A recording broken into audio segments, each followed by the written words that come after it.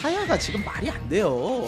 우리 범죄도시 보면 장첸이 도망가려고 공항에 막 갔잖아요. 예. 지금 막 도망갔어. 근데 형사가 쫓아왔어. 형사가 신나게 두드려 팼어요. 수가 거의 채워졌어. 근데 자수? 나 자수 예. 이러는 거예요. 이게 돼요? 여태껏 도망쳐놓고 지금 마찬가지예요. 교회 전도 아무 데서나 할 수 있어요. 근데 절 앞에 가서는 안 하잖아요. 굳이 광주에 가서 남들을 자극해 가면서 그렇게 할 필요가 있느냐? 결코 바람직하지 않다고 봐요. 당시에 자유민주주의 체제를 지키기 위해서 노력했었던 광주 정신을 민주당만이 독점하려고 하면 안 된다고 생각하거든요. 네. 집회를 허가해야 된다 말아야 한다라는 논란을 키운 강기정 시장이 오히려 이번 논란을 더 확대 재생산시킨 주역이 아닌가 싶어요. 네. 대한민국 국민들이 당분간은 초보 정치인 그리고 검사 출신 대통령으로 안 뽑습니다. 네. 이거 받아들여야 됩니다, 빨리. 그러면은 어떻게 해야 되냐? 제가 생각했을 때는 오세훈 후보 지지해가지고 그냥 오세훈 후보 그 대통령 만들고 난 다음에 본인이 그냥 서울시장이나 출마하셔가지고 행정 경력 한 10년 정도. 서울시장이 나라니요. 네. 아니 그러니까 왜 이렇게 도찰은 많이 당하시는 거예요? 뭐 나 도서관 갔다 도찰 당하시지 않나?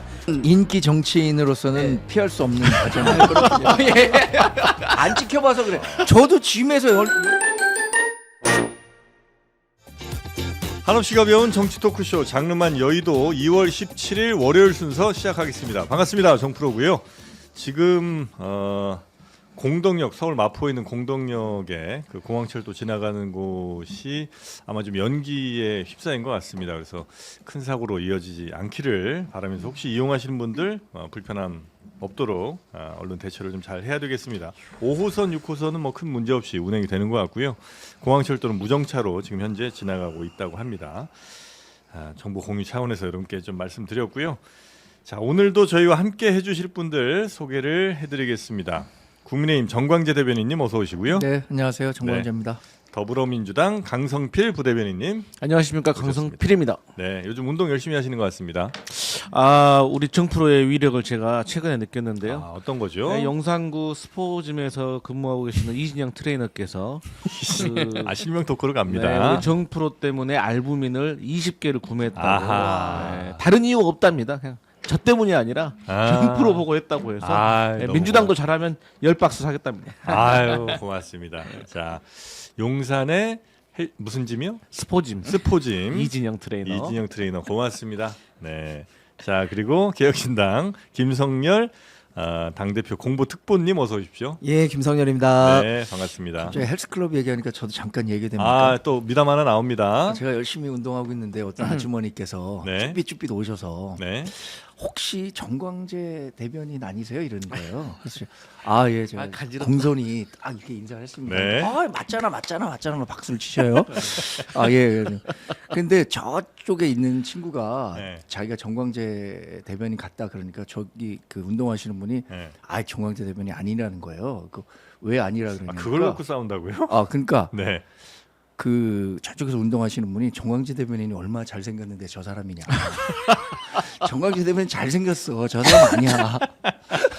실물이 훨씬 못하군요. 이 얘기를 해서 제가 한참 웃었던 생각이 납니다. 그래도 이미지가 꽤 괜찮으신 모양입니다. 방송에 보여지는 모습은 그런 것 같아요. 그래요. 자, 우리 정광재 대변인 실물은 형편없습니다. 얼굴 여기서 제일 작으신데. 뭐 얼굴. 제가 근데 얼굴 작다는 얘기 많이 듣는데. 부정을 안 하시네. 근데 저는 꼭 그렇게 얘기를 합니다. 얼굴은 좀 작은데 사람은 굉장히 큽니다. 네. 축하드립니다. 그 얼굴 작은데 다 이 사람 담기가 쉽지 않죠. 워낙 얼굴이 작아서. 자, 그리고 신혜영 기자님 함께하겠습니다. 안녕하십니까. 네, 자 오늘 뉴스들 또 여러 개 정리를 좀 해주셔야 될 텐데 일단은 탄핵 찬반 집회가 지난 주말에 이제 광주에서 있었는데 네. 여기에 역사 강사들이 총출동은 아니고 두 대표 역사 강사들이 출동을 했군요. 그렇습니다. 지금 이제 탄핵 심판이 이제 후반전으로 진행이 되면서 탄핵 찬반 집회 열기도 굉장히 뜨거워지고 있는데 이번 주말은 광주였습니다. 네. 토요일에 5.18의 상징이라고 할 수 있는 광주 금남로에서 한 50m 간격을 두고 탄핵 찬반 집회가 열린 거예요. 뭐 각자 한 2만여 명씩 정도가 모였다라고 동시에? 추정이 되는데 네. 그렇습니다. 굉장히 긴장감이 팽팽했어요. 워낙 네. 거리가 가깝다 보니까. 근데 각 집회에서 이제 연단에 올라선 사람들이 그 우리 소위 말하는 일타 강사 한 100만 유튜버쯤 되는 분들이 있잖아요. 이분들이 연단에 올랐어요. 네. 탄핵 반대 집회에서는 전한길 맞죠? 네, 갑자기 전한길 헷갈리네. 강사. 네, 전한길 강사 올라왔고 반대쪽에서는 찬성 집회에서는 황현필 네. 지금 사진 두 분 나오고 있는데 두 사람 어떤 얘기했는지 들어보고 오겠습니다. 야당과 사법부의 부당한 공격으로 우리 윤석열 대통령은 구치소에 억울하게 갇혀 계십니다. 계몽령을 통해서 국민들을 일깨워 주신 윤석열 대통령 석방하라! 피가 뿌려진 이 금남로에 비상계엄을 옹호하고 내란 후계를 지지하고 학살을 동조하는 자들이 이곳에서 집회를 하겠다라고 합니다. 독재 추종 세력이잖아요. 맞습니다. 학살 동조 세력이잖아요. 네. 계몽령 그리고 또 한쪽에서는 내란 수계 뭐 이런 키워드들이 들리는 것 같은데 두 사람이 작년엔 또 건국 전쟁으로 한 번 붙었었잖아요. 맞아요. 예, 건국 전쟁. 건국 전쟁으로 한번 그 붙었는데. 이승만 전 대통령의 뭐 일대기 등을 아마 다루었던 그 건국 전쟁 영화를 두고 전한길하고 황현필 두 사람이 아주 거세게 붙었었는데 이번에는 탄핵 갖고 또 이렇게 부딪히고 있습니다. 확실히 일타 강사들이어서 그런지 쏙쏙 들어오게. 귀에 쏙쏙 들어와요. 네, 딕션이랑 이 끊어 있는 게 굉장히 그래요? 좋다 이런 생각을 했는데 어쨌든 이제 전한길 씨가 먼저 사실 등판을 했잖아요. 네. 탄핵 국면에서 이제 그러니까 황현필 씨가 같은 역사를 강의하는 사람으로서 너무 창피하다. 전한길이라는 사람이 이제 괴물이 돼서 나타났다 이렇게 비판을 하면서 네. 어제 연단에 오른 것이고, 근데 이제 일단 이 탄핵 반대 집회를 광주에서 한 걸 두고 민주당이 굉장히 강하게 비판을 했어요. 이재명 대표 같은 경우에는 이제 여기서 이제 계엄군의 총칼에 일반 시민들이 희생된 곳인데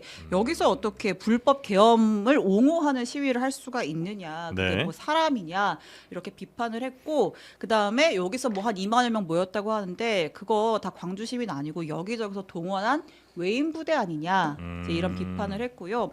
반대로 이제 국민의힘에서는 왜 그런 식으로 지역주의를 또 조장을 하느냐, 광주 시민이고 뭐 여기 온 시민들은 우리나라 국민 아니야 이러면서 광주도 변하고 있는 거야라는 입장을 냈습니다. 네. 자, 광주에서의 찬반 집회 어떻게 뭐 충분히 있을 수 있는 모습이라고 생각을 하시겠군요. 그러니까 뭐 광주는 왜 안 되는가라는 질문에 답을 할 필요가 있다고 생각합니다. 탄핵 반대 광주? 집회를 한다고 네. 해서 왜 광주는 안 되냐? 광주 정신 얘기하죠. 5.18 민주화 운동이 대한민국 민주주의의 뭐 상징적인 뭐 의미를 갖고 있다고 네. 동의합니다. 근데 자유민주주의의 가치 가운데 가장 중요한 것은 언론 출판의 자유와 집회 결사의 자유라고 생각하거든요. 네. 당시에 자유민주주의 체제를 지키기 위해서 노력했었던 광주 정신을 민주당만이 독점하려고 하면 안 된다고 생각하거든요. 네. 그러면 그 광주에서도 다양한 목소리들을 낼 수 있고 그 장소에서 저는 뭐 집회를 허가해야 된다 말아야 한다라는 논란을 키운 강기정 시장이 오히려 이번 논란을 더 확대 재생산시킨 주역이 아닌가 싶어요. 네.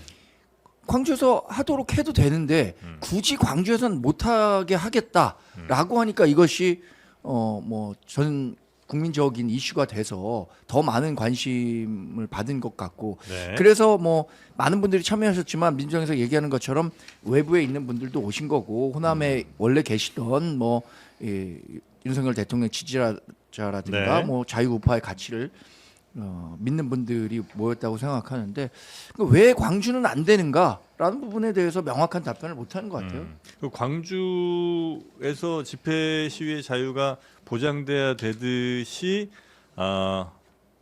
반대하는 목소리 역시도 뭐 그럼요. 그래서 충분히 있을 수 반대 있는 또 거죠? 옆에서 그 시위했잖아요. 그리고 가장 놀라운 것은 그렇게 대규모 사람들이 모이고 서로 생각을 달리하는 사람들이 모였음에도 불구하고 물리적 충돌 없이 평화적으로 마무리됐잖아요. 네. 그런 면에서는 성숙한 국민 의식이 있었다고 생각합니다. 댓글에 막 질문이 좀 있는데 혹시 그러면 대구에서 이승환 콘서트는 왜 안 되냐 뭐 이런 질문도. 저는 저 그래서 구미에서. 저는 그래서 네. 왜 구미시장이 그거 취소했는지 모르겠어요. 그거는 네. 이해할 수 없다. 김장호 시장 저도 간접 한번 뵀었나 그런데 네.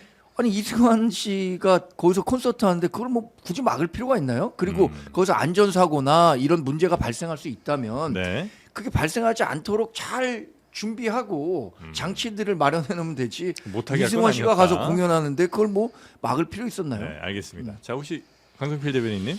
아니 어쨌든 간에 이번 집회의 취지를 제가 한번 이해를 해보면 집회 취지요? 그러니까 전한길 씨가 하는 집회 탄핵 반대. 탄핵 네. 반대를 하는 광주에서의 시민들이 있다거나 혹은 본인들의 말에 설득당해서 탄핵을 반대하는 사람들이 늘어나거나 이게 사실 취지잖아요.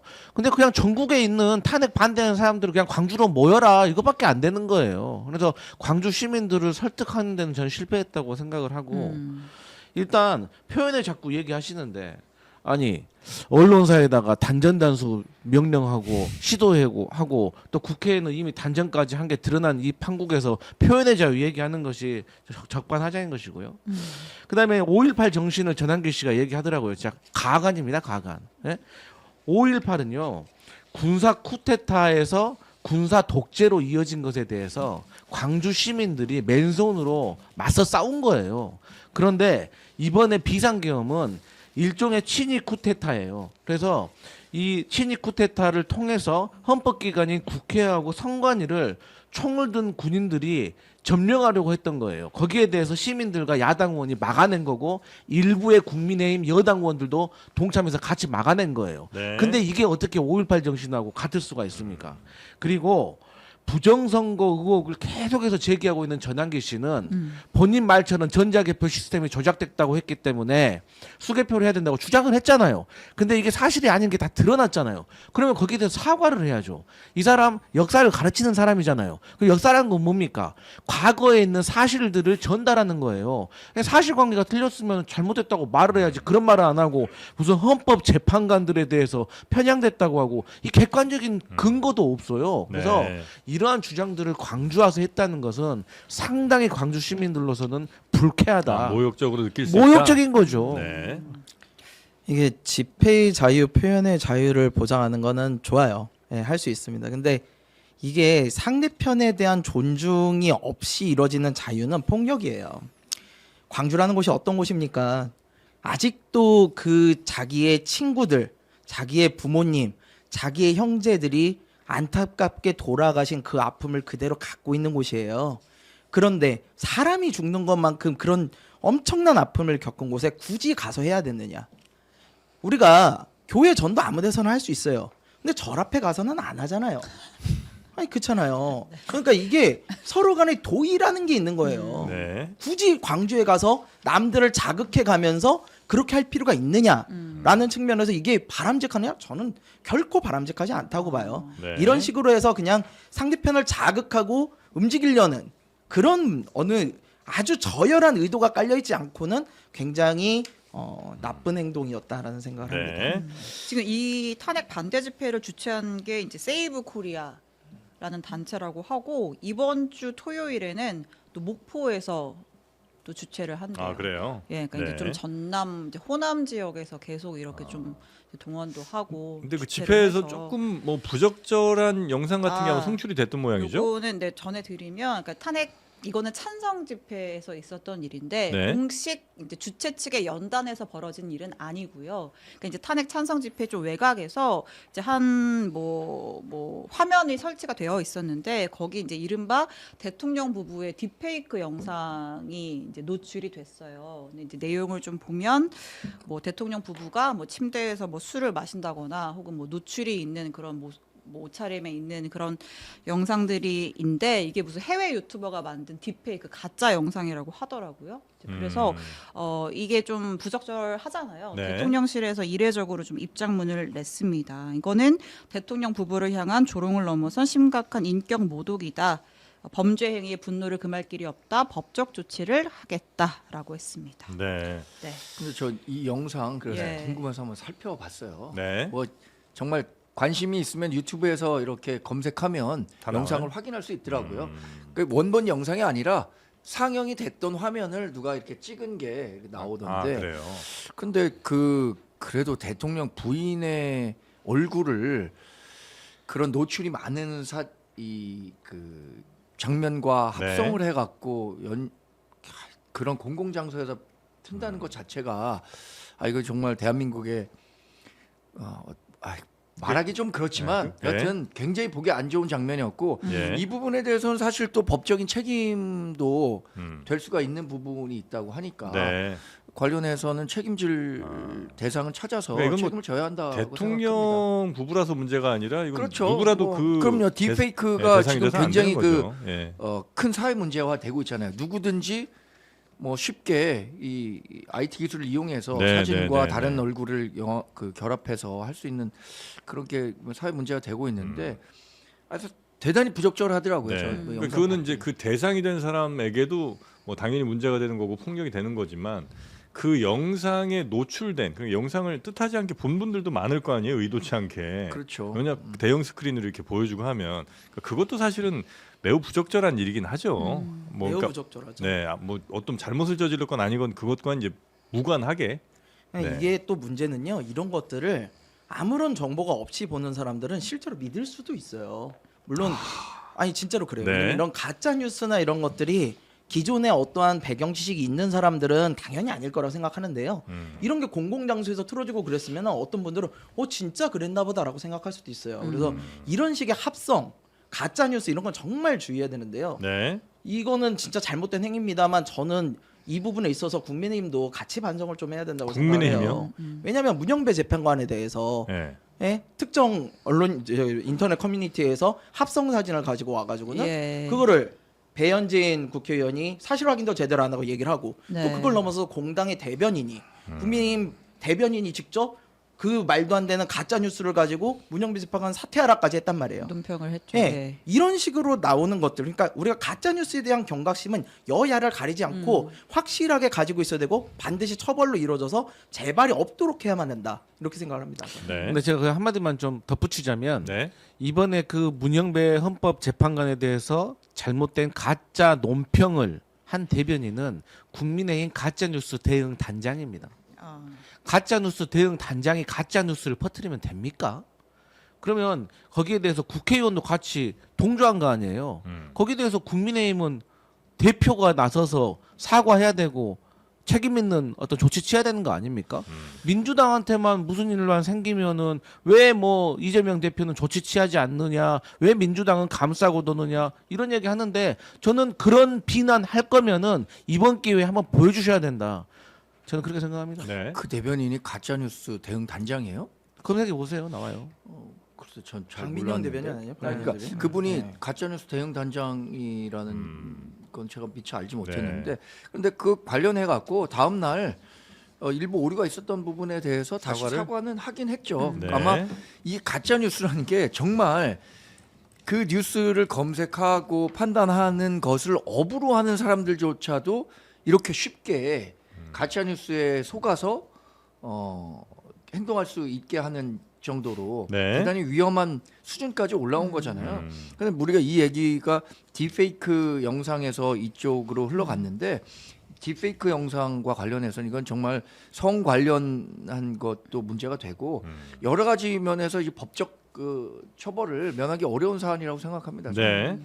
박민영 대변인은 이제 네. 미디어 특위 가짜뉴스 대응 단장을 맡고 있는 게 맞습니다. 작년 네. 12월부터 맡고 있고, 근데 좀 궁금한 게 이제 국민의힘 이제 뭐 현역 의원들 중에 이제 탄핵 반대 전선에 계신 일부 의원들 있잖아요. 윤상현 의원이랄까, 그분들과 정광훈 씨의 관계 설정은 어떻게 되는 거예요? 약간 지금 사이가 갈라진 건가요? 아니 원래는 네. 이 체포되기 전에 관저 앞에서 집회를 할 때는 이제 그 정광훈 씨가 주최하는 집회에 나가서 이른바 광화문파의 집회에 나가서 이제 90도 인사도 하고 이제 멘트를 했었는데 최근 들어보니까 지난 15일인가 그 금요일날 집회인가에서는 거길 안 가고 그 여의도파 신흥 그 세력 있잖아요. 거기 가가지고 석동현 변호사랑 같이 막 인사를 하면서 뭐 우리가 매주 목요일엔 여기에서 앞으로 인사를 드리도록 하겠습니다. 막 이러더라고요. 그 두 분의 관계에 대해서 잘 모르겠습니다. 그런데 전광훈 목사는요. 네. 우리 당 소속 아닌 거 아시죠? 자유통일당이라는 예, 당에 예. 포함돼 있고 네. 거기서 활동을 하시는 분이고 네.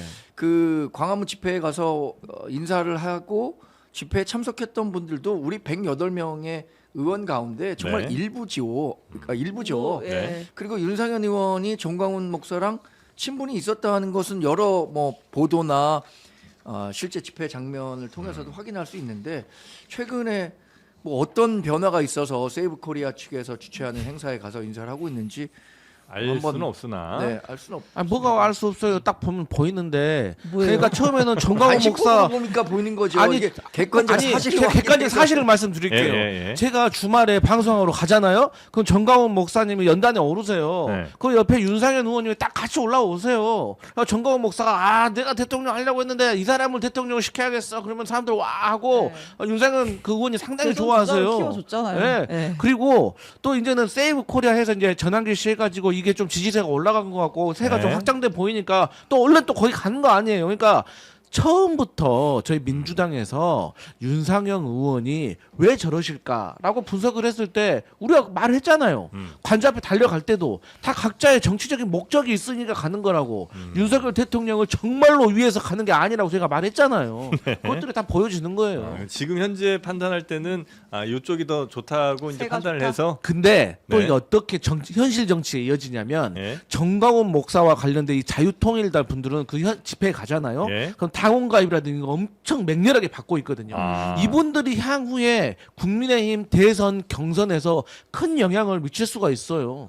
왜냐하면 이분들의 조직력이 어마어마하거든요. 네네네. 지금 말씀하신 게 자유통일당 행사임에도 불구하고 국민의당 입당 원서를 받고 있다는 거잖아요. 국민의당이요?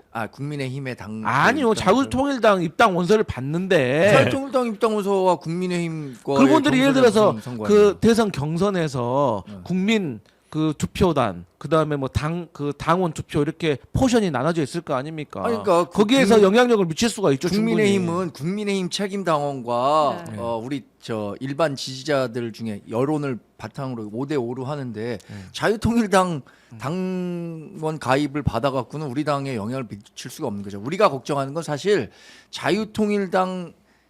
자유통일당이면서 예. 국민의힘 책임 당원으로 가입돼 있는 이중 당적자 문제들이 심각하다라고 저 그 판단하고 말씀 있어요. 드리려고 했는데 말씀해 규모가 주셔서 얼마나 감사합니다. 돼요? 그 규모가 얼마가 되는지 정말 알 수가 없어요. 왜냐하면 정답이 우리나라는 어마어마해요. 이중 그럴 당적을 거야, 아마. 예. 확인할 방법이 없거든요. 예, 예. 사실 지금 민주당 열혈 지지자 중에서도 국민의당의 경선의 영향을 어떤 정치적 결정에 국민의당? 그러니까 자꾸 국민의힘. 그냥 국민의당 국민의힘이랑 대변인님. 국민의힘에 자꾸 영향을 주기 위해서 아. 활동하는 분들이 있다고 의심이 되거든요. 예. 지난번에 명태균 씨가 얘기했잖아요. 국민의힘의 예.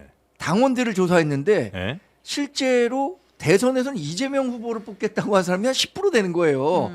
그러니까 그때 당시에 아마 한 5, 60만 정도 국민의힘 책임당원이었는데 야 대략 10% 정도는 이 민주당 그렇게 많다고요? 조직적으로 이 개입하고 있는 거 아니냐라는 그때 당시에 논의가 그 있었죠. 개인적인 생각이신 거죠? 아니 그때 예. 그 개인적이 아니었고 실제 여론조사에서 우리가 당원들을 조사를 해봤더니 대략 한 10% 정도가 우리 당 당원임에도 불구하고 예. 이재명 후보를 뽑겠다고 해서 야 이 이중 당적 문제가 이렇게 심각할 수 있구나. 근데 이제 보통 그런 것 때문에 이제 경선 룰에서 역선택 반지 조항을 넣자고 주장하시는 분들이 있거든요. 네. 근데 보통의 역선택 방지 조항을 주장하신 분들이 거의 3등, 4등 후보입니다.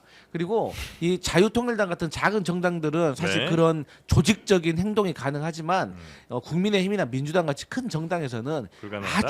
아주 미세하게는 있을 수 있지만 큰 틀에서 영향을 줄 수 있는 역할을 할 수가 없고 그게 다 언론의 취재에 다 드러날 수밖에 없는 구조에 있기 때문에 네. 네. 이중당적 문제가 심각하긴 해요. 근데 심각해요? 이제, 예, 심각하죠. 그래요? 자유통일당에 있는 분들이 많이 이제 국민의힘 이중당적을 가지고 계실 건데요. 당원의 문제가 아니에요. 왜냐하면은 아니 보통 생각해 보십시오. 어느 당의 국회의원이 다른 당 행사에 가서 마이크 잡고 올라가 가지고 연설하고 거기서 지지받아요. 네. 이거 해당 행위일까요? 아닐까요? 해당 100% 해당 행위예요. 바로 징계 받아야 돼요. 근데 윤석열 의원 징계 하나도 안 받잖아요. 이러면 당원들이 무슨 생각을 하겠어요? 아, 저기 가서 당원해도 똑같구나 우리랑. 그러니까 이중당적이 생기는 거예요. 그런 거에 대해서 아무런 조치를 안 하고 있으니까 당원들은 당연히 헷갈려서 여기나 똑같네라고 하는 거죠. 그러니까 이런 문제에 대해서는 국민의힘 지도부에서 선을 그어줘야죠. 야, 우리 다른 당이야. 가면 안 돼. 저기 가면 안 돼라고 했는데 그걸 안 하니까 발생하는 거죠. 그러니까 예를 들어서 민주당하고 조국 혁신당하고는 네. 쉽게 말해서 우리가 세빙선이라고 해가지고 어쨌든 같은 계열에 있는 걸 서로가 인정을 하잖아요. 그러면 국민의힘은 자유통일당하고 어떤 관계예요? 민주당과 조국 혁신당 같은 그런 우호적 관계예요? 아니면 전혀 다른 관계예요? 근데 그때 한번 말씀드렸는데 왜군 쳐들어올 때 승병과 의병과 관군이 다 차이가 없습니다. 응? 지금 왜군이 지금 쳐들어오고 있는데 승병, 의병 다 나와야죠. 아니, 외구는 누구예요? 민주당이 이제 아. 우리의 관점에서 아. 민주당이 본다면 외구라고요 지금? 아니 우리 당의 관점에서 본다면 너무한다. 지금 아니, 근데 아니 아베하고 친한 민주당이죠. 사람이 누구였는데? 아무래라고 하기에는 정강훈 씨가 엊그제도 아, 집회에서 성관위를 해체해야 된다. 그럼 감독은 누가 하느냐? 괜찮다. 목사랑 스님이 전국에 얼마인데 이분들이 하면 된다 이런 얘기 하는데 아니, 동의할 수 없는 얘기죠. 아무리 공공의 적이 있다고 해도 이 같이 아군이 될 수가 있나요? 이런 주장을 하시는 분들. 당연하죠. 왜군 쳐들어오는데 지금 승병이고 의병이고 농병이고 뭔 상관입니까? 지금 왜군을 막는 게 우선이죠. 그럼 자유통일당은 이제 승병이고 의병이고 뭐 그런 거군요. 아니, 근데 제가 그 말씀을 왜 드리냐면 네. 이제 어쩌면 조기 대선이 있을 거라고 생각하고 있기 때문에 네네네. 여러 우리 저 보수 계열의 힘을 다 합쳐야 된다? 합쳐야 된다라는 거는 뭐 부인할 수 없는 사실이죠. 네, 알겠습니다. 자, 그리고 중요한 뉴스가 하나 나왔는데, 요거 하나 단전 단수 뭐 보고 이런 거 가겠습니다. 없었다고 볼 수 없는 그런 증거 하나가 좀 나온 거죠. 그렇습니다. 대통령이 지난해 12월 10일 대국민 담화에서 내가 만약 국회 기능을 마비시키려고 했다면 국회에 대한 단전 단수 조치부터 취하지 않았겠느냐. 아무 일도 일어나지 않지 않았느냐 이런 주장을 했잖아요. 아무 일이 일어났었다는 것이 드러났습니다. 네. 자, 민주당이 국회 CCTV를 공개했는데요. 그러니까 계엄 당일 이제 국회에 계엄군이 투입됐을 때 네. 단전 조치가 실제로 이루어졌었다라는 거예요. 근데 시간은 이제 12월 3일에서 14일 밤 4일로 넘어가는 그 새벽인데 새벽 1시 무렵인데 저기가 뭐 다 아실 거예요. 여기 계신 분들은 국회 본가 지하 1층. 본관 지하 네, 1층. 제가 볼 때 아마 의원회관에서 본관 넘어가는 그쪽 통로인 것 같은데 네. 계엄군이 이제 본회의장에 있는 3, 4층에 올라갔다가 지하 1층으로 내려와서 이제 어쨌든 저기가 의원들이 본청으로 향하는 통로가 될 수 있는 곳이거든요. 아. 회관이랑 연결되어 있는 부분이니까. 네네네. 근데 거기에서 새벽 1시 6분쯤부터 해서 한 5분 48초간 단전 조치, 전력을 차단시켜 놨다라는 거예요. 전력이 차단되면 저쪽에 뭐 등 같은 게 다 꺼지는 건가요? 그렇죠. 아. 아예 뭐 불도 꺼지고 모든 전력이 내려가는 거죠. 네, 뭐 엘리베이터도 그쪽에서는 뭐 할 수가 없을 것 같은데 어쨌든 네. 그런 조치가 있었는데 다행히 이제 시점상으로 보면 그 계엄 해제 결의안이 통과된 게 1시 1분쯤이니까 직후네요, 그러면. 그렇죠. 네. 그게 굉장히 다행스러운 부분인데 이게 만약에 이런 조치가 조금 더 빨리 있었다면 뭐 의원들이 이동하는 데 좀 어려움을 겪었을 어려움을 수도 있다. 겪었을 수가 있는 것이죠. 이거 누가 지시 내린 거예요? 그러니까 어쨌든 대통령은 아무것도 안 했어. 난 지시한 적 없어라고 했지만 단전 조치가 실제로 있었던 거고 네. 일단은 이제 김현태 단장에게 곽종근 사령관이 이 지시를 내렸다고 해요. 음. 야, 지금 위에서 문부수고라도 끌어내라는 지시가 왔는데 어떻게 단전 달수할 수 있는 거야? 어떻게 테이저건 우리 갖고 들어갈 수 있어? 이런 지시를 했다고 하는데 네. 여기에 대해서 이제 대통령 측에서는 그러니까 그거는 곽종근이가 뭐 소위 말해서 오버해가지고 의미로 그런 단전 단수 지시를 내린 거지 단독 내가 전기 행동이다. 끊으라고 한 적은 없어. 뭐 이런 주장을 펴고 있죠. 네. 근데 그때 저 행안부 장관이 봤던 그 테이블에 단전 단수가 있었다고 이렇게 잘 보지 않았었나요? 그 이상민 행안부 이상민 장관 장관의 몽골 사람설. 몽골 인설. 그러니까 예. 그거는 이제 언론사에 대한 단전 단수인데 이거 국회와 관련한 단전 단수는 네. 자꾸 이렇게 선정적인 걸 찾아갖고 네. 여론을 호도하는 거예요. 왜냐 아, 그래요? 예. 윤석열 대통령이 이미 자기는 단전 단수 얘기한 적 없다고 증언했고 예. 실제 위증의 죄를 받을 수도 있는 헌법재판소의 증인신문 과정에서도 곽종근 사령관이 뭐라고 얘기했냐면 단전 단수는 대통령의 지시가 아니라 본인이 이야기를 한 것이다라고 얘기를 했어요. 네네네. 그런데 지금 민주당은 자 실제로 단전에 대한 실행이 이루어졌기 때문에 그것이 대통령의 명령에서부터 비롯됐다라고 얘기하는데 음. 이미 실체적 진실은 드러난 겁니다. 그럼 헌법재판소에서 드러난 증언에 대해서 네. 민주당은 다 부인하면 그거야말로 헌법재판소의 재판 과정 결과를 부인하는 거 아니에요? 그러니까 네. 이거 자꾸 재탕 삼탕으로 대통령이 단전 단수를 지시했다라고 네. 하는데 명확하게 밝혀진 사실은 대통령은 직접적인 지시를 하지 않았고 네. 중간에 명령을 이행하는 과정에서 곽종근 사령관이 이게 필요할 수도 있겠다라는 생각해서 맨 마지막 단계로 전달이 될 가능성은 있는 거죠. 그럼 이제 구체적인 지시가 뭐 단전을 해라, 뭐 지하층에 있는 전기 내려라 이렇게는 안 했더라도 예를 들면 의원들의 저 통행이 있을 수 있는 곳에 그걸 차단해라, 뭐 이런 거에서 구체적인 행동 방식으로 사령관이 그렇게 단전을 했을 수도 있잖아요. 그렇죠. 예. 예, 그렇다면 그 죄가 그렇다고 그 책임이 대통령이 없다고 할 수 있나요? 예를 들면 의원들을 움직이지 못하게 하라는 그 명령 자체에 그런 것들이 포함됐다고 볼 수 있는 거 아니에요?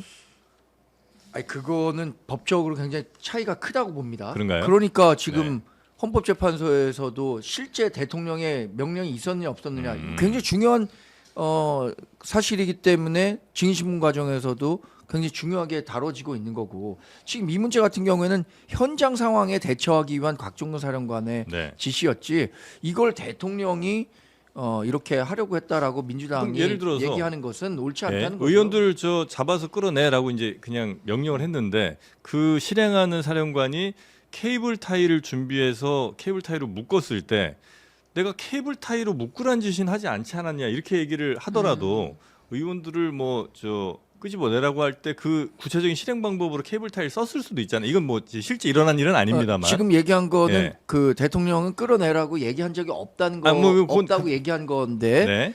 그분은 그게 들었다는 거고 네, 그걸 이제 헌법재판소에서 재판관들이 판단할 부분이고 네네. 그거에 대한 최종 책임이 어디에 있느냐 그건 재판관분들이 판단해야죠. 알겠습니다. 이 단전 단수와 관련해서도 네. 본인은 그런 지시를 하지 않았는데 곽종근 사령관이 했다라고 한다면 이 책임을 대통령에게까지 물을 수 있느냐 아니면 곽종근 사령관에게만 물어야 단독으로 하느냐 물을 수 있느냐. 그것도 재판관이 판단해야죠. 네, 네. 그것은 대통령에게 물을 겁니다. 왜냐하면 아니 대통령이 문부수고 들어가서 의결정력서 150명 안 되게 하라고 했어요.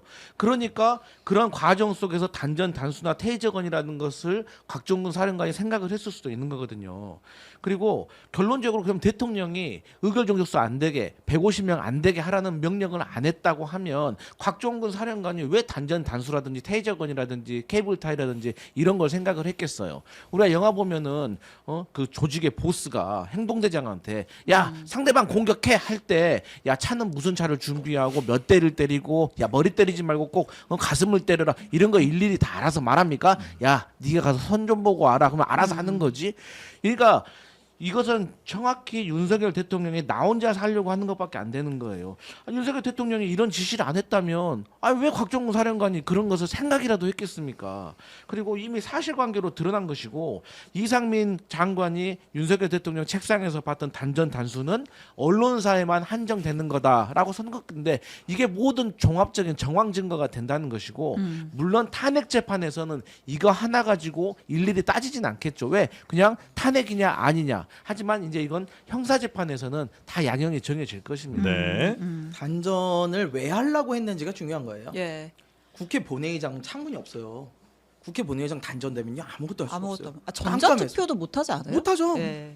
아니 카메라들도 다 전원 나가가지고 비추지도 못해요. 단전이 되면 그렇죠. 네. 결국 단전은 계엄 해제를 막기 위한 수단인 거예요. 그러면 윤석열 대통령이 무엇을 지시했느냐? 그 곽종근, 이진우 두 사람이 얘기하기에는 끌어내라고 문부수고 끌어내라고 해요. 이 얘기는 계엄 해제를 막으라는 이야기거든요.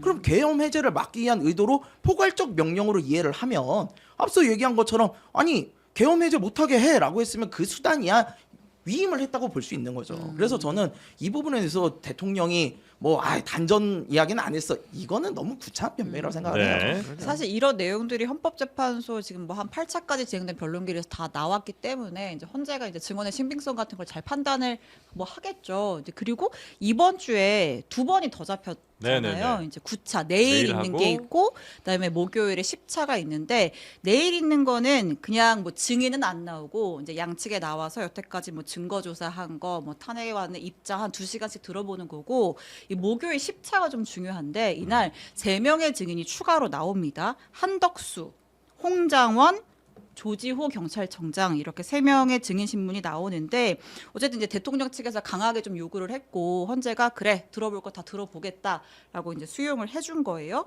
자 근데 일단은 그럼 이 증인 신문기일이 늘어난 만큼 다음 주에 그럼 이제 최종 변론을 할 가능성이 높고 탄핵의 선고 결과가 나오는 시점이 한 3월 중순쯤이 되지 않겠냐?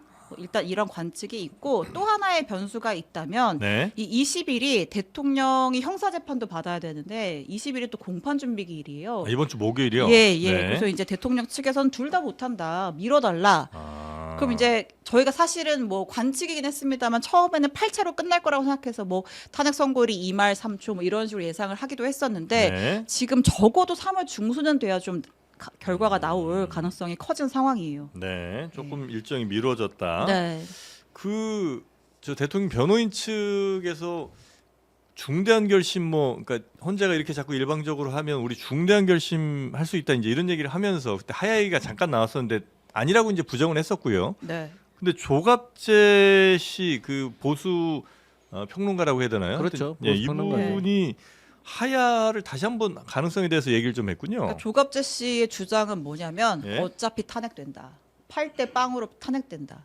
그러면 그럴 바에야 차라리 하야가 하야를 낫다. 하는 게 좀 동정심이라도 얻고 그게 더 나은 전략일 수 있다.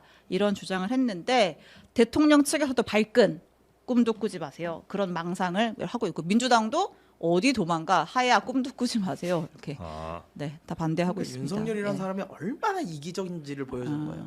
조갑재 씨는 자신의 입장에서 보수가 살아남을 수 있는 마지막 방법을 찾는 거거든요. 아 그래요. 예, 생로를 찾는 거예요. 하야를 통해서 함으로써 이제 탄핵을 피했잖아요. 그러면은 나중에 내란죄야 뭐 3년 4년 걸릴 거고 그럼 그동안 어쨌든 보수가 대선을 치를 수 있는 기반을 좀 만들어 놓겠다는 거거든요. 근데 윤석열 씨는 그런 생각이 1도 없어요. 그냥 이 사람은 내가 오라. 내가 국회에 군대 침입한 거? 침투한 거? 왜? 부정선거 때문에 지금 나라가 거꾸로 돌아가고 국가 세력들이 저렇게 횡행하는데 저거 다 잡아 넣어야지. 싹 쓸어버려야지.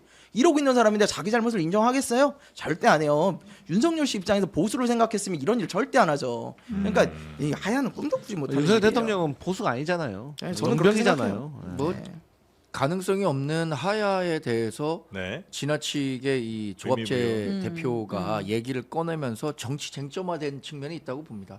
사실 하야는 탄핵 의결이 국회에서 이루어지기 전에 네. 조기 퇴진 얘기를 할 때 언급됐었던 거잖아요. 네. 사실 박근혜 전 대통령도 탄핵 재판을 앞두고 그 전에 뭐 임기를 비롯해서 이 조기 퇴진의 가능성을 얘기했었었는데 이게 윤석열 대통령으로서는 받아들이기 쉽지 않았었을 것 같아요 당시에. 그래서 조기 퇴진과 관련해서 분명히 당과 정부의 임기를 포함해서 일임하겠다라고 했는데 네. 이후 상황 변화에 따라서 본인이 그 말을 거둬들이고 탄핵 재판에 응했기 때문에 예. 실제로 윤석열 대통령을 비롯해서 그 변호인단 측 내에서는 하야와 관련한 얘기가 전혀 없었는데 예. 김성열 특보가 얘기한 것처럼 혹시 하야라는 카드가 훨씬 더 다음 대선이 치러진다면 더 유리하게 작용할 수 있지 않을까라는 희망 섞인 얘기를 한 것 같아요. 유리하긴 유리해요 그렇게 하면?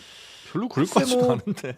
탄핵이 되면은 네. 이 사람이 징계를 받을 만했으니까 징계 받는구나라고 생각하겠지만 하야는 스스로. 뭐 조금 더 다른 의미를 가질 수 있겠죠. 근데 하야는 또 네. 법적으로 따질 게 많더라고요. 그러니까 그러니까 탄핵 심판 중에 하야를 할 수가 있어요. 맞습니다. 그러니까 네. 이게 공무원들은 임명권자가 그 사람의 사퇴를 받으면 안 된다는 규정이 있는데 네. 대통령은 임명권자가 없다는 거예요. 예. 그러니까 이게 임명권자가 없는 대통령이 징계 재판 중에 자진 사퇴할 수 있는 건지 이런 것들에 대해서도 아직 논의된 바가 없어서 근데 이게 만약에 문제가 되면 또 헌재에서 권한쟁의 심판을 해야 된답니다. 아니 근데 이제 뭐가 있냐면 네. 대통령이 만약에 하야를 한다고 하잖아요. 예. 그러면은 본인에게도 어쨌든 나쁘지는 않고 당에게도 나쁘지는 하야가? 않습니다. 하야를 하면은 네. 저는 모든 면에 있어서 윤석열 대통령이나 국민의힘에게 좋았으면 좋았지 나쁘진 않다.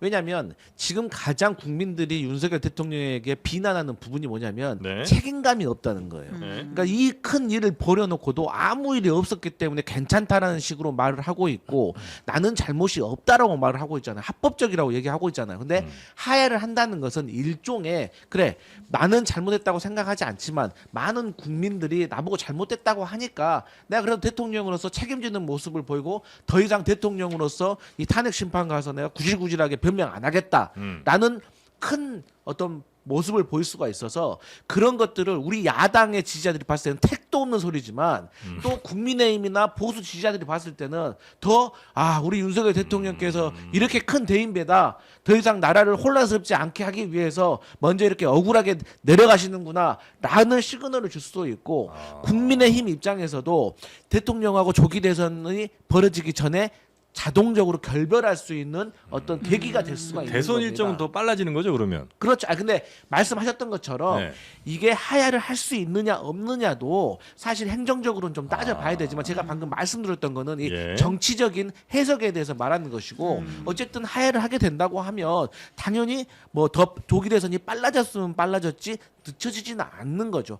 또 대통령으로서도 어쨌든 헌법재판소에서 탄핵 심판의 결과로 파면당하기 전에 내가 하야를 해버린다는 거는 결과적으로 나는 파면당하지 않았다라고 이제 또 변명을 할 수 있는 거리가 되기 때문에 네. 여러모로 윤석열 대통령으로서는 이제 좋은 카드인데 이 정도의 어떤 고도의 정치 전략을 생각할 수 있는 윤석열이었다면 비상계엄을 안 했겠죠. 근데 사실 그래서 12월 7일 오전에 윤석열 대통령이 대국민 담화했었던 거예요. 예. 12월 7일이 1차 탄핵 의결 날입니다. 그때 아. 부결됐죠. 예. 근데 그 부결된 이유 중에 하나가 12월 7일 오전에 했었던 본인의 임기를 포함한 일체의 거취를 포함한 예. 거취를 포함해서 네. 당과 정부에 네, 일임하겠다라고 네. 했어서 그때 이제 우리 당의 이탈표가 적게 나와서 예. 1차에 부결됐었는데 8일에 한동훈 대표와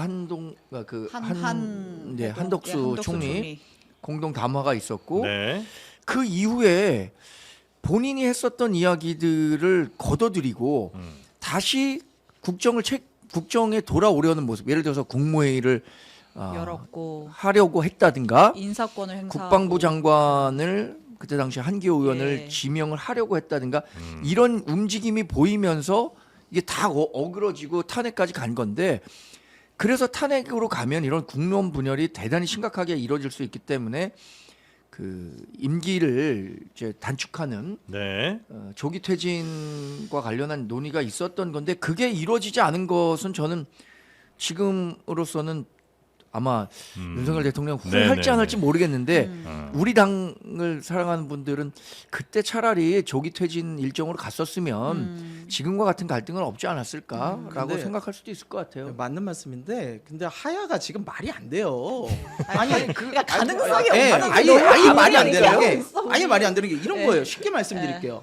우리 범죄도시 보면 장첸이 도망가려고 공항에 막 갔잖아요. 예. 지금 막 도망갔어. 근데 형사가 쫓아왔어. 형사가 신나게 두드려 팼어요. 그래가지고 거의 지금 한 거 불능이야. 수가 거의 채워졌어. 예. 근데 자수? 나 자수 예. 이러는 거예요. 이게 돼요? 여태껏 도망쳐놓고 지금 마찬가지예요. 지금 와서 하야가 말이 됩니까 이게? 공무원들은요 원래 이 정도 네. 이제 문제가 있고 징계가 진행 중이면 자진 사임이 안 돼요. 못 받아줘요. 앞에서 말씀하신 것처럼 대통령이 임명권자가 없다 보니까 이게 특수한 경우일 뿐이지 원래 이게 안 된다고요. 그리고 대통령이 정확하게 말하면 왜 임명권자가 없겠습니까? 대통령이 임명권자는 국민이에요. 국민들이 뽑은 거 아닙니까? 그러면은 국민을 대표하는 국회에서 하면 되잖아요. 저는 이런 거 하야 말도 안 되는 일이라고 생각합니다. 네.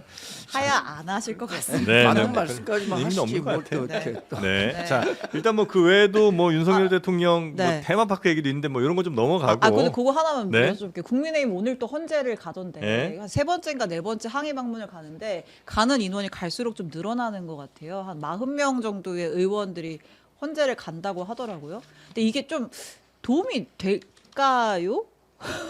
그래서 뭐 헌재는 네.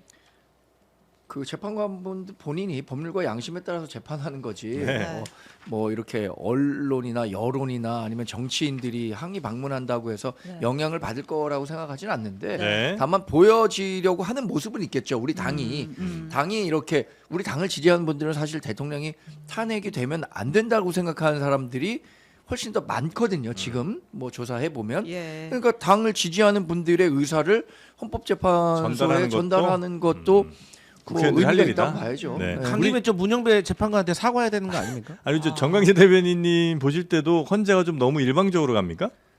그런 측면이 있죠. 아, 저는 그래요? 사실 어. 이전에는 헌법재판소의 구성 뭐 이런 것들에 대해서 저도 이렇게 잘 몰랐는데 일반 예. 국민들도 더 몰랐을 거 아닙니까? 예. 이런 분들이 지난번에 특히 이진숙 방통위원장과 관련한 탄핵 재판에서 4대 4로 나온 걸 보고 대단히 이념적으로 경도돼 있구나. 어쩌면 정치 진영을 자신들이 대표해서 왔기 때문에 본인들의 정치적 후견인들을 대표하는 마음을 갖고 있는 것은 아닌가라는 뭐 일말의 의구심은 생깁니다. 알겠습니다. 네. 아니 저는 갔으면은 진짜 네? 사과해야 된다고 봐요. 아, 항의가 아니라 사과하러 가야죠. 문영배 권한대행한테. 아니 그럼요. 그럼요. 재판관 아니 문영배 재판관이 태어나서 언제 이런 모욕을 받아봤겠어요. 이렇게 판사 우리 헌법 재판관들은요 판사를 굉장히 잘하신 분들만 뽑아가지고 15년 이상 하신 분들 중에 또 다시 선택을 해가지고 국회나 이런 것을 거쳐가지고 되는 거예요. 네. 이분들 굉장히 영예롭게 사신 분들이라고요. 근데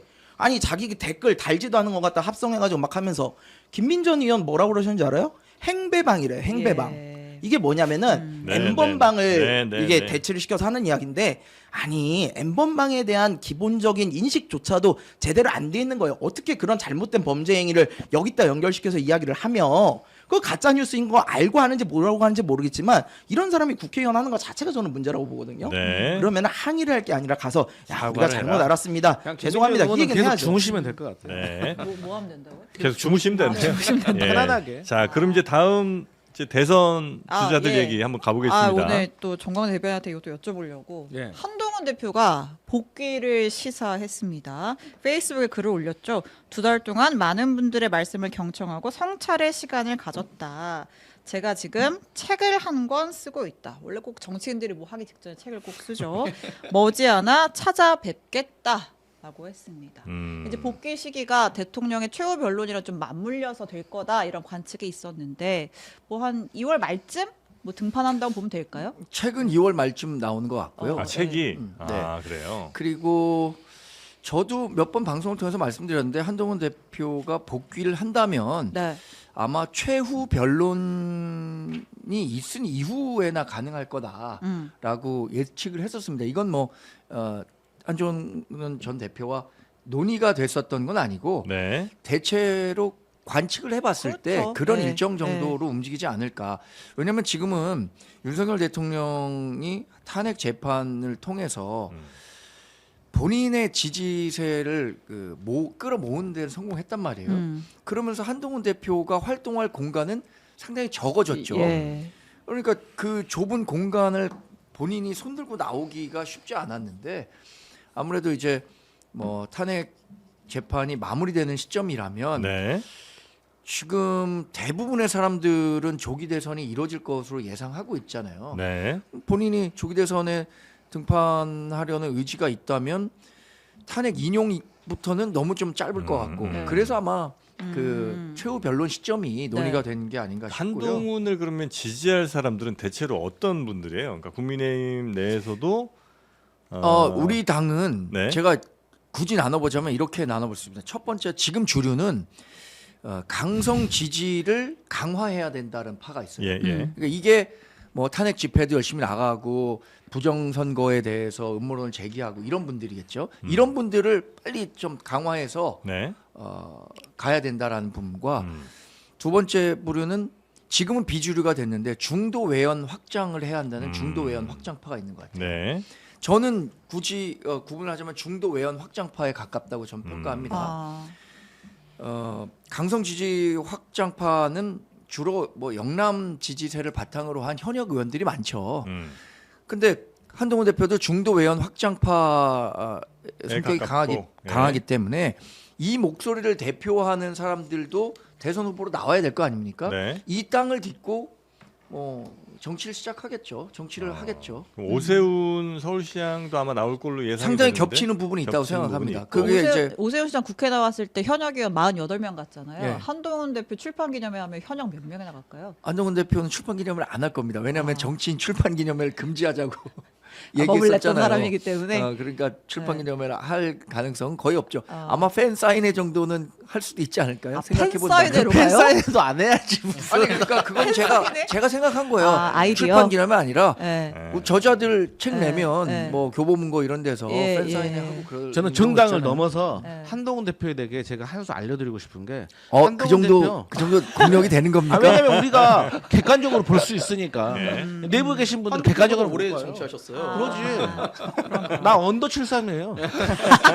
한동훈 대표는 이제 대한민국 국민들이 당분간은 초보 정치인 그리고 검사 출신 대통령으로 안 뽑습니다. 네. 이거 받아들여야 됩니다, 빨리. 그러면은 어떻게 해야 되냐? 제가 생각했을 때는 오세훈 후보 지지해가지고 그냥 오세훈 후보 그 대통령 만들고 난 다음에 본인이 그냥 서울시장이나 출마하셔가지고 행정 경력 한 10년 정도 서울시장이나라니요. 네. 아니 할 수 있을지 모르기 때문에 그러니까 한동훈을 해가지고 해가지고 민주당의 그 고도의 정치 전술 제가 왜 이런 말씀 드리냐면 네. 한동훈 대표 전 별로 안 좋아하지만 그럼에도 불구하고 지금 국민의힘 돌아가는 걸 보면 정말 잘못 가고 있어요.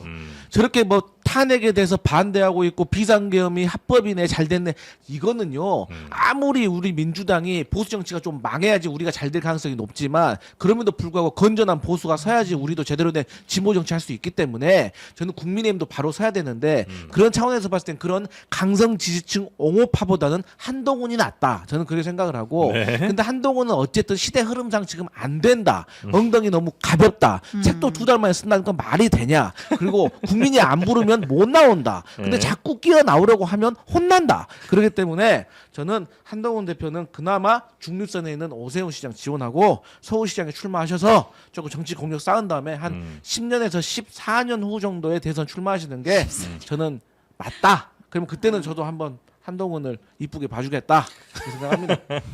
같이 한번 미러링 한번 해볼까요?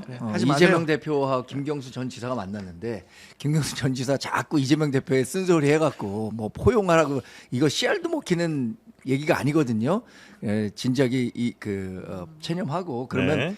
이재명 대표 열심히 도와갖고 이재명 대표 밑에서 부역하면서 경남지사 하나 다시 하면 되는 겁니다. 부역하면서 이런 얘기랑 똑같은 거예요. 그러니까 네. 앞으로 자기 의지가 아, 지금 합리적인데? 정치 합리적이에요. 근데 아무튼- 역시 찐명이구나. 네.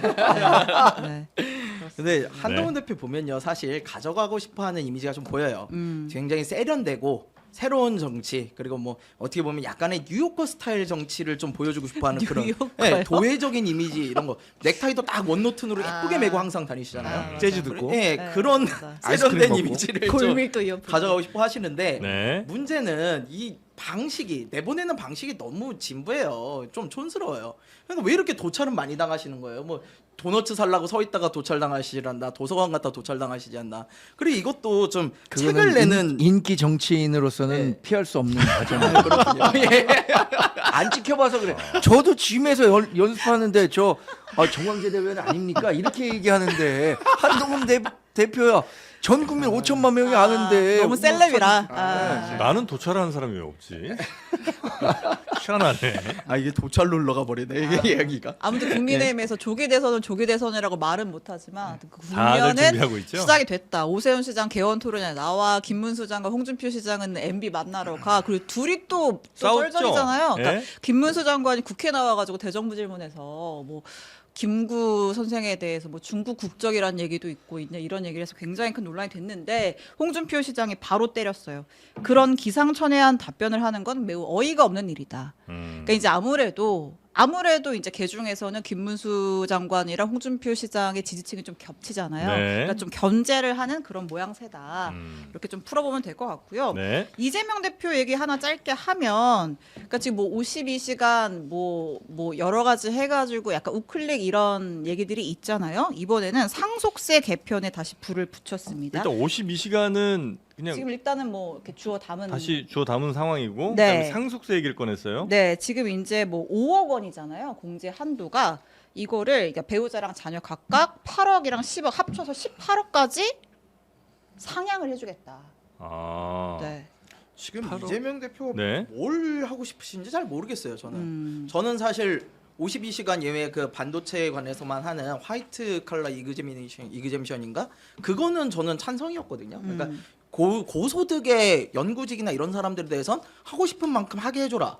이거 굉장히 저는 이재명 대표가 중도적 성향을 잘 캐치해서 갔다라고 생각을 했어요. 그리고 25만 원 뭐 지원금 이런 것도 안 하겠다 그랬을 때 굉장히 중도 포용으로 해서 대선을 준비를 잘하는구나 했는데 지금 그거 다 철회하고 다시 돌아가는 입장이에요. 그러다 보니까 과연 뭘 하고 싶은지 진짜 잘 모르겠고 상속세 18억 원 요거는요. 사실 보니까 그 민주당에서 전에 나왔던 거에 관련해서 얘기를 하시는 부분이 있는데 이거 관련해서 저는 찬성인데 이거 과연 끝까지 또 가실 거예요? 하시다가 또 얘기 나오면 또 돌아가지 않겠어요? 민주당 좀 믿을 수가 내에서 없다라는 생각이 좀 들어요. 네. 당내에서 이건 평가가 어떻게 나와요? 일단 주 52시간이요. 네. 주소 담은 거 아니고요. 네. 지금 검토하고 있다는 점을 말씀드립니다. 예. 저는 개인적으로 이렇습니다. 연구직들이 사실 52시간을 넘어서 한 번에 몰아가지고 연구할 수도 있습니다. 네. 하지만 삼성전자에서 연구원 하셨던 분도 스마트 워크를 해야지 하드 워크해서는 안 된다라는 말도 하고 있어요. 네. 그러니까 이건 사람에 따라서 다른 애매한 문제가 있습니다. 생산직 같은 경우는 몇 시에 시작해서 몇 시에 딱 끝나는 이렇게 맹고 끄짐이 분명하지만 이 연구직 같은 경우는 정말로 탄력 받았을 때 더 하고 뭐 3일 동안 더 일을 하고 3일을 쉰다든가 이런 것이 있을 수 그거 있기 하고 때문에 있잖아, 근데. 그렇기 때문에 네. 여기에 대해서는 바로 지금 무자르듯이 결정낼 일은 아니다라고 생각을 그러니까 하고 52시간 말고 탄력 근무 뭐 이런 거 유형 계량 하고 근로, 있잖아요. 탄력 근로. 그러니까 거기에 대해서 어쨌든 간에 민주당이 검토를 하고 있다고 하는데 아니 결정 안 내린다고 바로 철회했다라고 하는 것은 넌 좀 과도하다고 생각을 하고 이 상속세 개편과 관련해 가지고는 네. 저는 이 부분만큼은 계속해서 추진이 될 거라고 생각을 합니다. 왜냐하면 이게 실리적으로도 봤을 때 네. 저희가 지난 대선에서 0.78로 졌을 때 서울에서 졌습니다. 근데 서울에서 문재인 정부 때 부동산 값이 급등을 해가지고 네. 일종의 상속세에 대해서 뭐 우리 마용성이라든지 한 중상층도 거기에 해당돼서 상속세를 내야 되시는 분들이 많아졌거든요. 그렇기 때문에 이번에는 배우자 공제를 뭐 5억에서 10억으로 일괄 공제를 5억에서 8억으로 해서 총 18억으로 해놓으면 네. 서울이라든가 수도권에서 웬만한 아파트가 15억 선이라고 가정을 했을 때 네. 여기에 대해서 해당이 되지 않기 때문에 집을 팔지 않고도 상속을 할 수 있는 그러니까 시대의 흐름에 맞게 상속세를 개편을 해주는 것이기 때문에 네. 저는 이것은 대선을 준비하는 과정 속에서 저는 관철될 거라고 생각을 하고 다만 이제 자녀 공제를 1인당 현행 5천만 원인데 네. 이것을 국민의힘에서 5억까지 10배를 늘려달라는 거예요. 그런데 사실상 5천만 원 이상을 상속할 수 있는 국민들이 그렇게 많지가 않아요. 10,000명 정도.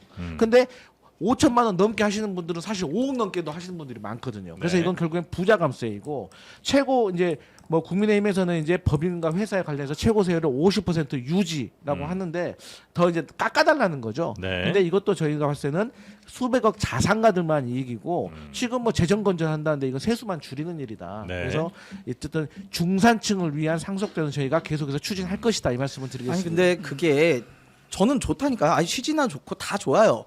근데 제가 지난 대선 때요 민주연구원에서 그 당시 민주당이었어요. 민주연구원에서 제가 제일 많이 준비했던 게 뭐냐면요 종부세 폐지였어요 사실은. 하지 말고 계속 준비하지 그랬어. 아니 나 진짜 종부세 폐지 정말 열심히 어디가 있는 거야, 준비했고 지금? 온갖 교수님들 다 해가지고 돌아와. 얘기를 했어. 이걸 해야지 중산층을 좀 네. 컨택할 수 있고 이길 수 있다라고 했는데요. 죄송하지만 올라가지도 못했어요.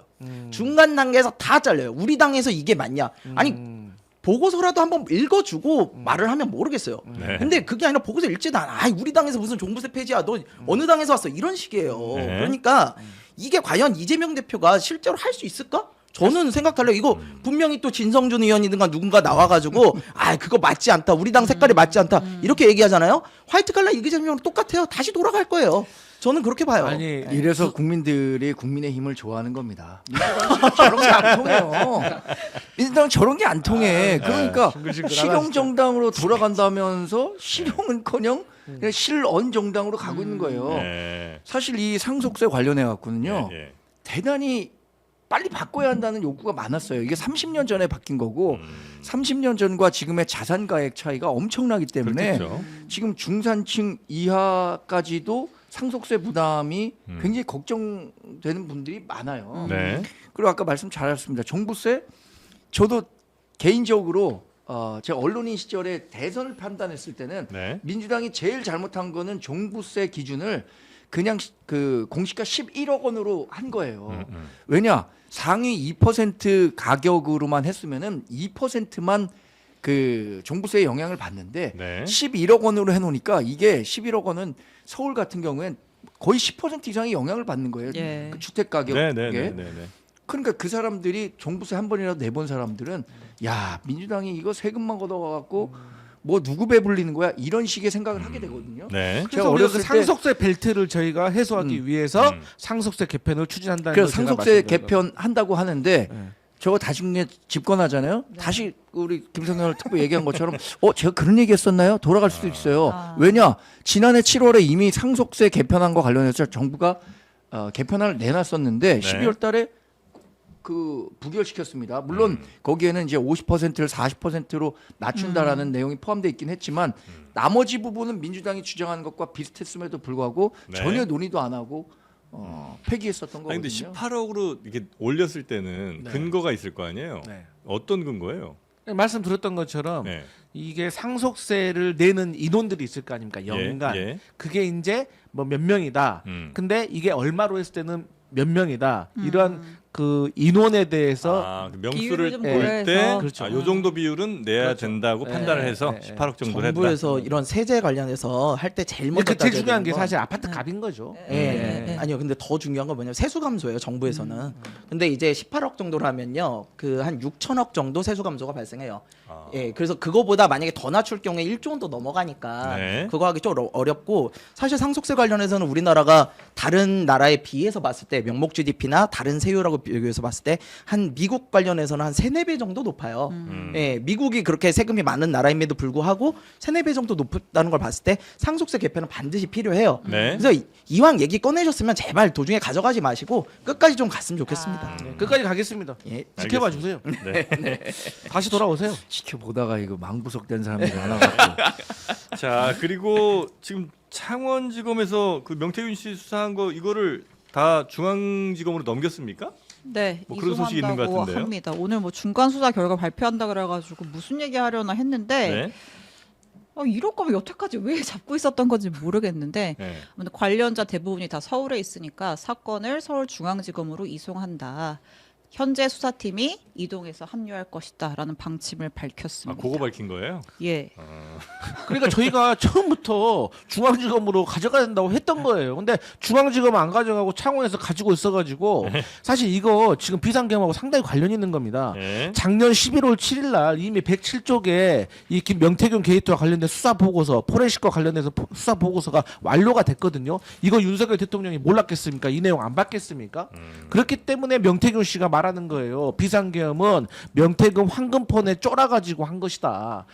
그리고 현재 윤석열 부부와의 280건의 카톡 내용, 그리고 김건희 여사와의 어떤 공천과 관련된 음성 녹취 내용 이런 것들 다 지금 경찰에게 확보가 되어 있거든요. 저는 이거 빨리 중앙지검에 갈 문제가 아니라 이거는 명태균 특검으로 이건 정리해야 된다. 저는 네. 그렇게 봅니다.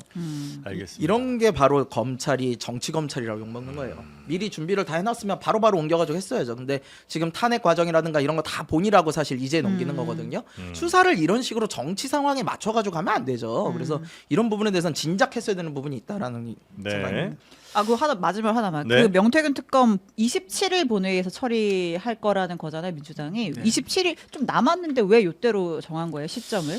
일단 이제 뭐 탄핵 심판과 결부해가지고 예. 일단 탄핵 심판의 내용에 대한 어떤 국민적인 여론 그리고 그 과정 속에서 국민의힘 대선 주자들과의 어떤 갈등 그런 것들을 생각을 해서 이건 좀 타이밍이 중요하다고 보고 있거든요. 왜냐하면 네. 국민의힘 대선 경선 구도는 두 가지로 나눠질 수가 있습니다. 하나는 예. 탄핵에 찬성하는 자와 찬성하지 않는 자로 갈 가능성이 있고 나머지 하나가 명태균 게이트와 관련이 있는 자와 관련이 없는 자로 대선 경선의 구도가 잡힐 수가 있기 때문에 저희는 그런 것도 좀 전략적으로 네, 네, 판단하려고 네. 합니다. 국민의힘 이탈표를 고려한 어떤 네. 보도의 전략이다. 네. 알겠습니다. 꿈이 큰 것 같아요. 꿈이 큰 거. 아니 특검도 그런 식으로 정치적으로 가면 안 돼요. 네. 그냥 잘못한 사항은 그때 밝히자고요. 타이밍 봐가지고서 누구한테 유리하고 이런 식으로 가지 근데 말고 좀. 이거는 지금 해봤자 100점 100패야 안 돼. 알겠습니다. 지금 국민은 계속 자기네들 대선 후보 흠집내기라고 하는데 아시잖아요. 네. 자, 그리고 아마 여러분들 중 또 상당수 어쩌면 뭐 남편이나 아내가 뭐 구치소에 들어가서 지금 저녁 요리를 하기 좀 어려운 분들이 있을 겁니다. 그때 무슨 말이야? 교동 한식 국물 8종 세트가 있어요. 육개장, 사골 우거지국, 콩비지찌개, 설렁탕, 황태해장국, 미역국, 추어탕, 오징어 묵국 이렇게 8종 우리가 참 좋아하는 국들로 모은 이 8종 국물 세트를 우리 장르만 쇼핑몰에서 한번 구매해 보시면 혹시 남편이나 아내가 부재 중이더라도 이렇게 편하게 김건희 여사 보고 얘기하는 건가요? 아니요 꼭 그렇진 그러지 않습니다. 않습니까? 특정한 건 아니고요. 네. 그런 경우도 종종 있잖아요. 네, 그렇죠. 예, 갑자기 뭐 이렇게 끌려가거나 이런 경우 있으니까 이럴 때 교동 한식 국물 8종 세트 한번 만나보시면 어떨까 싶습니다. 민주당에 자꾸 지나간 거 재탕 삼탕 한다 그러는데 이거 국물은 재탕 삼탕한 국물은 아니겠죠? 요거 이거는 무슨 말씀이세요? 그러니까 이건 아, 맛있는 걸 거야. 징글징글하다, 진짜. 민주당은 재탕 삼탕을 많이 하거든요. 아, 어머나 그래요? 세상에. 그 맛이 없어. 네. 예.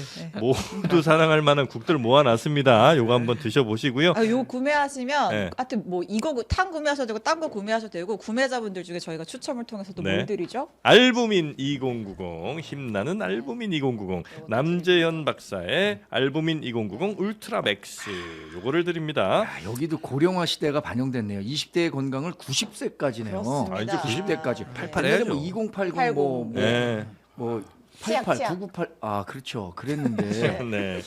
이제는 90까지 갑니다. 고령화 시대네. 용산 스포츠맨 이진영 트레이너가 사서 먹고 있답니다. 정프로 때문에. 고맙습니다. 네, 알부민. 자, 세 분은 여기서 보내드리고요. 잠시 후 저희는 김동연 경기지사 모시고 요즘 또 어쨌든 대선 또 주자로 거론이 또 되고 있으니까요. 아니 이렇게 한없이 가볍다가 이렇게 한없이 무거워져도 되는 거예요. 우리 기사로. 아 근데 하여튼 모르겠고 출연자분들 책임감을 가지고 각 당의 대표분들 빨리 섭외하는데 좀 야 갑자기. 아, 저희는 요새 너무 무겁게 많이 나오셔가지고. 이렇게 가볍게 방송하다가. 아니 그분도 가벼워질 겁니다. 아, 요즘. 그래요? 네, 김동연 지사 모시도록 하겠습니다. 세 분 대단히 고맙습니다. 감사합니다. 네, 고맙습니다.